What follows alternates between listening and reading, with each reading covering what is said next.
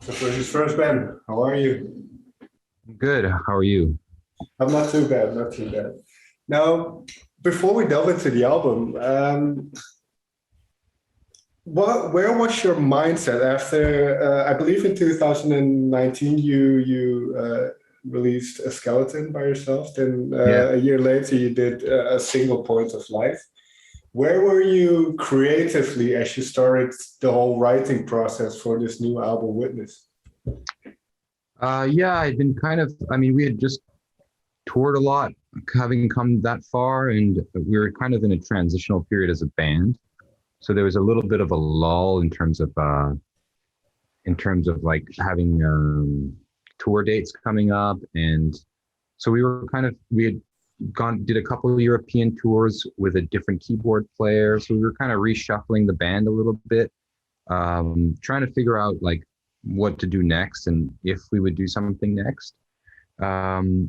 So that left me with some time I'm always writing, right? So I felt like I was writing material that wasn't really suitable for the band because it was so kind of weird and singular. So I was writing for myself really at that point. Mm.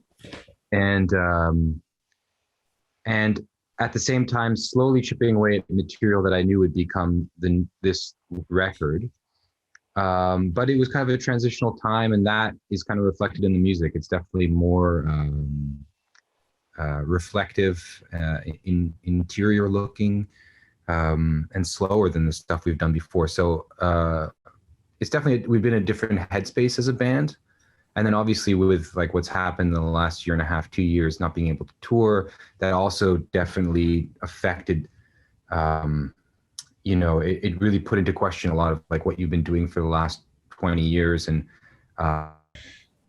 you just kind of, you put in question like what you're doing and how you've gotten to this place.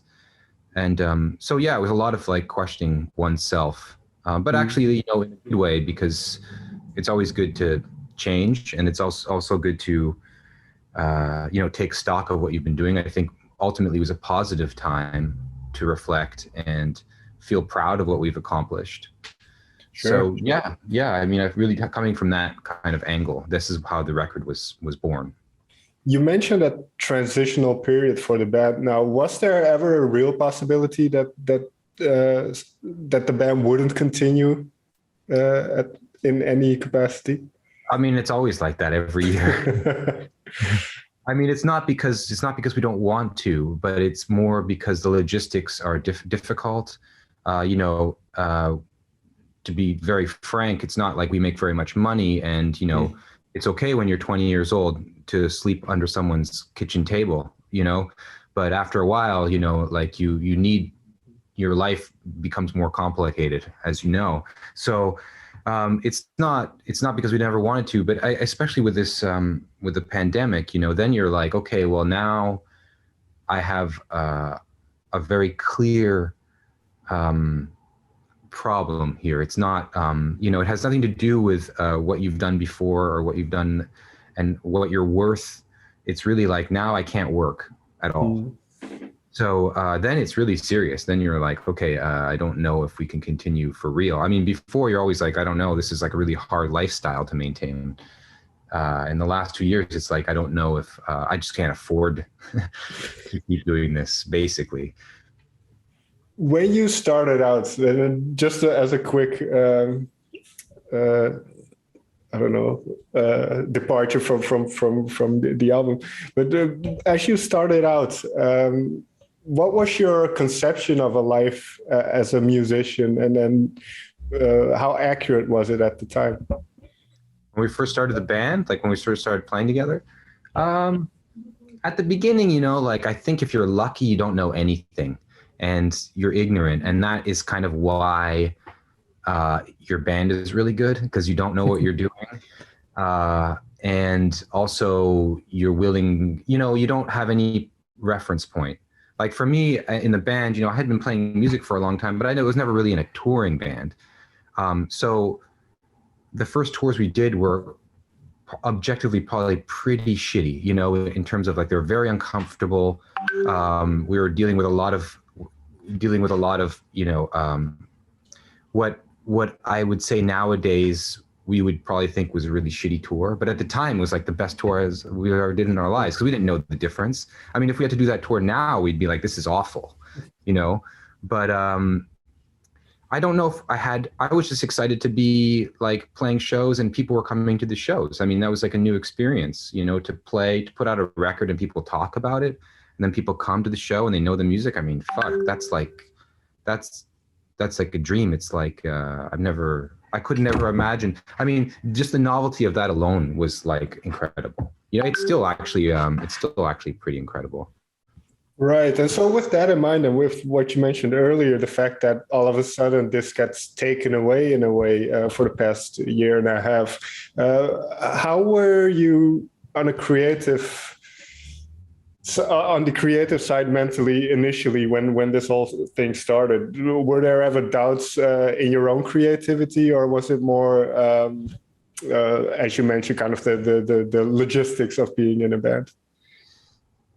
I mean, doubt is a big word, and it's something that I think a lot of people in the creative industry deal with all the time. So I don't think that's anything new. I think there's always a lot of doubt and a lot of insecurity about, you know, putting yourself out there. So no, I mean, I've always had doubt. I live with that a lot. In terms of like being creative and being able to produce music, you know, I think for me personally, I just produce a lot of music, a lot of volume of music, and I don't use all of it. So I think music is, to me, more of a craft than it is anything else. It's something that you deepen and that you just keep doing, and it's like a muscle. It's, you keep working it. I don't really think of it as this like beautiful artistic expression thing. I mean, it is, and it's very personal. But a lot of it is just like grind, you know, you're grinding it out and you're trying to just keep being active, because if you stop, you slow down, you have to start over again, like any kind of sport. And I think for me, it's about exercising that muscle and writing a lot. And then from that, some things will come out that I like. And, you know, that's kind of how I work. So I think if you have the time and the energy, you know, I'll write a bunch of stuff that sucks too, you know, but that's kind of part of the gig. You know, the craft is just getting better at this thing and making it deeper. And from that, you can express yourself. But I don't think you can start the other way around. I think you have to be able to do it first, and then you can start to express yourself.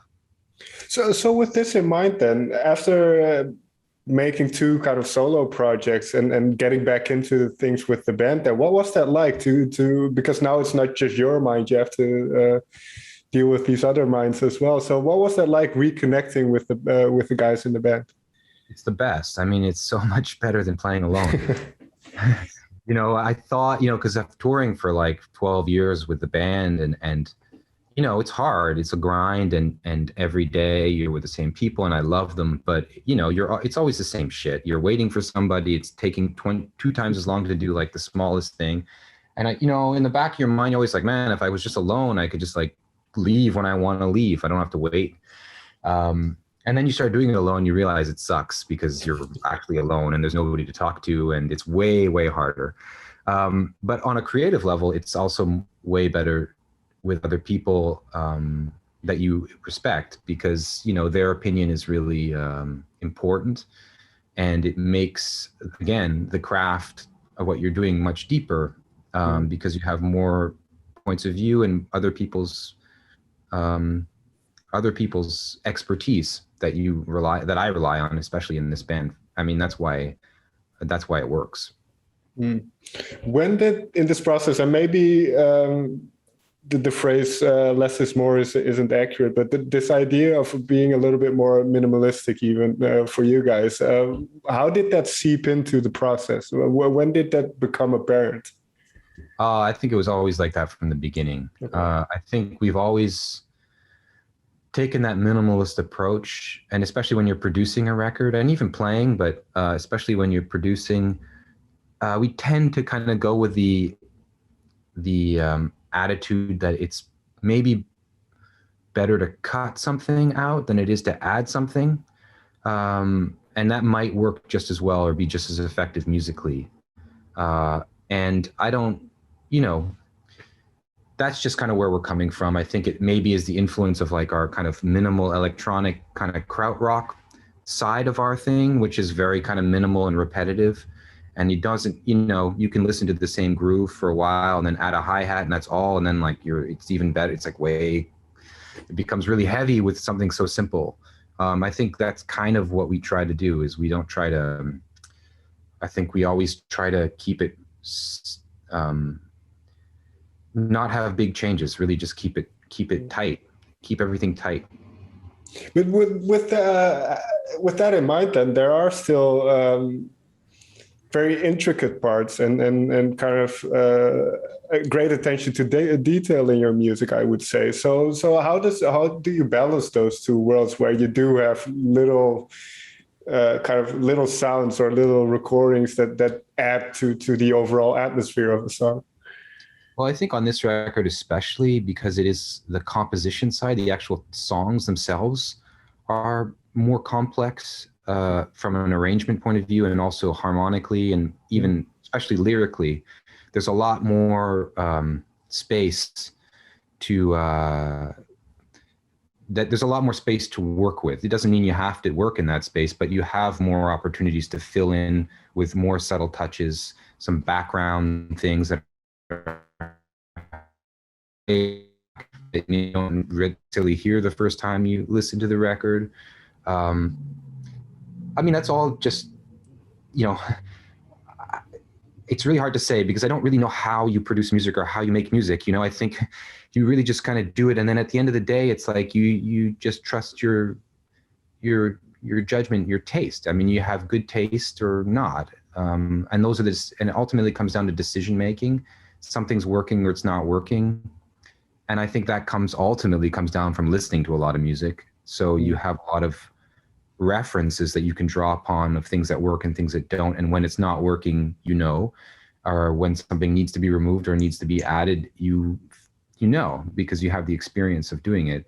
I don't think we could have recorded this record 10 years ago. I don't think we would have had the experience, B, the confidence to do something like this. This record is much more ambitious than anything we've done before, especially from the songwriting point of view.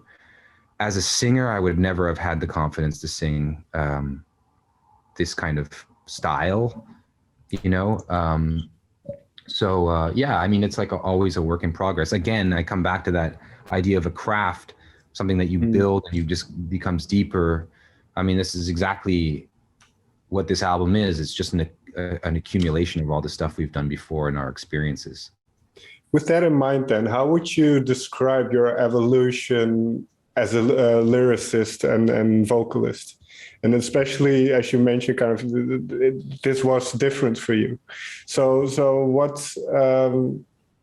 And having made those two records, two of your own records, how did that impact kind of the way, or if it even did, the way you wrote lyrics and vocal melodies? I mean, again, it's confidence. I think it really comes down to like, well, especially doing the solo stuff, it kind of opened up another avenue that I wouldn't have really maybe pursued if I had not with the band. So it definitely has more of a lyrical, like the lyrics are more upfront than they were before. And I've spent a lot of time on lyric writing, you know, which was not really a priority of mine in the past. I mean, sometimes it was cool. Sometimes it came out interesting. Sometimes it was just more musical than it was lyrical. But again, yeah, I mean, it's this, you know, it's another facet of the band. I mean, that's what's cool about it. You know, like I never expected that we would be making music that sounded like this now. But it really is an indication of like how far we've come. And as a lyricist or singer, again, I mean, it shows how far I've come. Yeah, I'm really, really proud of that aspect of this record. I really think it's different from what we've done in the past, but I'm really proud of, you know, what we've accomplished. Is there one song we can kind of pick out and delve into a little bit? Is there one song that lyrically you were quite proud of how it turned out, or that you weren't necessarily sure how it would turn out, but you were really happy how it did? Man, there's a lot. I mean, Witness Protection is kind of like the single, and that is like a kind of heavily lyric song. That was probably the song I wrote first of this series of these songs, and it's kind of the seed that all the other songs grew out of. Okay. And that said, you know, it's not my favorite song on the record. It's the kind of the most, you know, you need a kind of shorter song for a single. So, you know, I think there are like there's like a few songs on this record. There's Third Stream, there's Go to My Head, there's the Trilogy, and there's Clarity. And these four songs it's about half the record, and those are all in a very similar style. And those songs are really heavily rely on the melody and the lyrics to drive the song. I think maybe Clarity is probably the best song of those. But I guess I would maybe well, we can delve into Clarity if you want.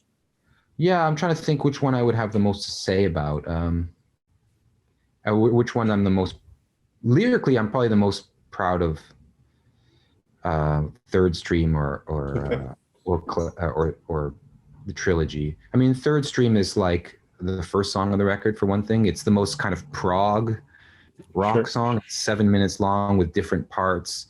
And it builds upon that lyrical idea of the witness. So it's a bit about alienation and so on. So it starts with these kind of images. And I stole I don't know if you know the band, the Cardiacs. They're a UK band. No. They're not around anymore, but I lifted one of their lines, Hail Majestic Corporate Light, which is kind of what,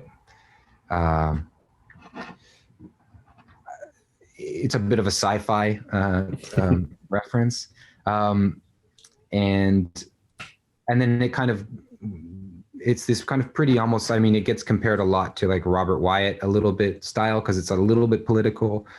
And then this outro is like a kind of this repeated kind of groove. I've seen too much, which is like also talking about the witness, which is kind of the universal theme of the record. So, I mean, I don't know what to say about this. There's a lot in that song to go through, but yeah, it's one of the songs that I'm kind of the most proud of. It's not going to be the song that people are going to think of when they think of the record, because it's too long to put on a playlist. It's maybe a bit too weird or too proggy. Maybe jazzy guys might like it, but it has also some of the more interesting songwriting in terms of harmony, and I think it's one of the more ambitious songs on the record. So, I mean, I'm excited to play it on the tour, just because I think there's a lot. It'll be fun to play. Right. Well, before we round off then, because with a song like that, does it change before you go on tour? Does it take on a new identity in a way? Yeah, I mean, we're never going to play it exactly like the record, you know, like a record is a record. It's like a record of what you did at that time. And, you know, maybe the record you start touring it a year later, you're already a year older and different. So I'm never really that concerned about playing the songs true to the record.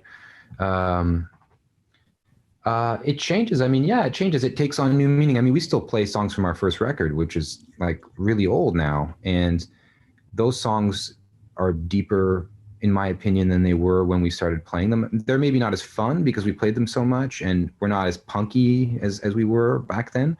But the meaning changes. You change, you know, and hopefully if the music's good, it endures and you can play it for the rest of your life, and it'll still feel right. I mean, that's the goal, I guess. Final question then. You mentioned the concept of the witness, and well, part of it, this is, I suppose, that alienation that you mentioned as well. When did this concept, or was there something specific that made you think of this concept, or made you develop this concept? I'm trying to think of something like really, I like the idea of taking a really simple idea and then and unpacking it and kind of going deep. When I think of like the song "The Passenger," the Iggy Pop song, I think about that song as kind of the perfect blueprint because it's such a simple idea. I'm the passenger, and just when you think about, I mean, it's a great song. It's a great like tune. When you think about it, you're like, yeah, I am too the passenger, and there's so much you can take from just that line, or what that means, and you can read into it in so many different kind of ways, and you can spin it in so many different kind of ways. And The Witness, I think, is a little bit in that. It is a bit like that. It's a universal kind of idea that anybody can kind of relate to. It's something that we all maybe have a little bit in common, a collective kind of witnessing. And, I get that idea that we're all kind of together in this thing, but we're also kind of alone at the same time. So I don't know if it came from that specifically, but